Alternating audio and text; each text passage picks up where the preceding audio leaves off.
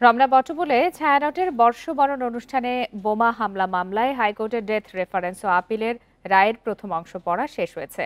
বাকি অংশ পড়া শেষে আগামী 13 মে রায় ঘোষণা করবে হাইকোর্ট। এ বিষয়ে আরো বিস্তারিত জানাতে এই মুহূর্তে হাইকোর্ট চত্বর থেকে যোগ দিয়েছেন সহকর্মী বুদ্ধদেব কুণ্ডু।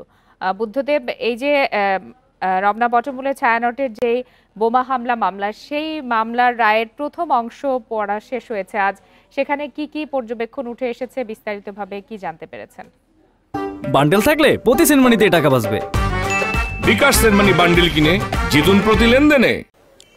আপনি জানেন যে 8 জনের ফাঁসি এবং 6 জনের যে যাবজ্জীবন কারাদণ্ড দেয়া হয়েছিল এবং 2014 সালে এটি আদেশ দেওয়া হয় এবং এরপরে কিন্তু বিভিন্ন সময়ে আসামি পক্ষের আইনজীবীরা তাদের আপিল করেন এই মামলা থেকে খালাস দেওয়ার জন্য এবং আজকে কিন্তু সকাল 9:45টার দিকে মামলার শুনানি শুরু হয়। এখানে এস.এম. শাহজাহান আসামি পক্ষের আইনজীবী এবং শিশির মনির, এই দুইজন আইনজীবী কিন্তু তাদের পক্ষে আসামিদের পক্ষে মতামত তুলে ধরেন এবং তারা কিন্তু তাদের খালাস চেয়ে আবেদন করেন।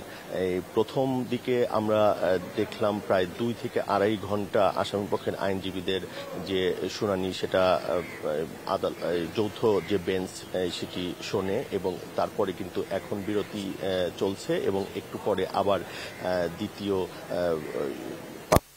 সেই শুনানিটি চলবে। তবে একটি বিষয় যে জেলখানায় 2 জন আসামি মৃত্যুবরণ করেন এবং সেই সমস্ত তথ্য প্রমাণাদি সহ এই মামলাতে আর কি কি হয়েছিল, এই আসামি পক্ষের আইনজীবীদের যে আপিল করেছে সেগুলো পুনর্বিবেচনা করবে এবং এখানে সকলের আসামি আছেন এবং জেল গেটে যারা ছিল তাদেরকে কিন্তু এখানে শুনানি করা হবে বলে জানানো হয়েছে এবং আগামী মঙ্গলবার পর্যন্ত এই রায়ের জন্য অপেক্ষা করতে হতে পারে বলে এমনটি আমাদের জানিয়েছেন।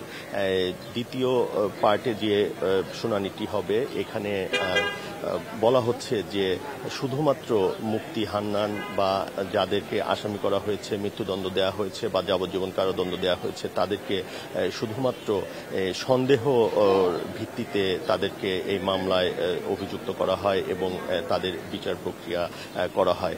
এখানে আসামি পক্ষের আইনজীবীরা বলছেন এটা আসলে ভিত্তিহীন, কোনো ধরনের সম্পৃক্ততা তাদের ছিল না, শুধুমাত্র এখানে কিছু রাজনীতির সঙ্গে সম্পৃক্ত থাকার জন্য তাদেরকে এই মামলায় ফাঁসানো হয়, এমনটি কিন্তু আসামি পক্ষের আইনজীবীরা দাবি করছেন। আরেকটি বিষয় আপনাকে জানিয়ে রাখি যে আপনি জানেন যে বহুল আলোচিত এটিএম আজহারুল ইসলাম, যেটি জামাত নেতা এবং মৃত্যুদণ্ডপ্রাপ্ত আসামি, সেই তার আপিলটাও কিন্তু তাকে খালাস চেয়ে আসামি পক্ষরা আপিল করেছে, সেই মামলাটির শুনানিও কিন্তু আজকে শেষ হয়েছে এবং এখানে বলা হচ্ছে যে আগামী 27 মে এই মামলাটির রায় ঘোষণা করা হবে এবং এই মামলার আসামি পক্ষের আইনজীবীও শিশির মনির এবং তিনি গণমাধ্যম সঙ্গে কথা বলেছেন। তিনি কিন্তু বলছেন যে সেই সময়ে এটিএম আজহারুল ইসলামের বয়স ছিল 18 বছর এবং তিনি